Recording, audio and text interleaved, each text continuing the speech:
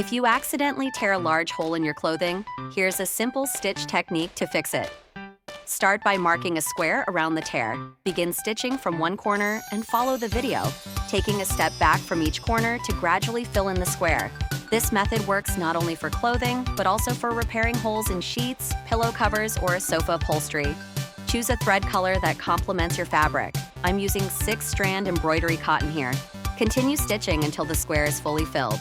Once finished, the tear will be neatly covered. Try it out if you like this repair technique.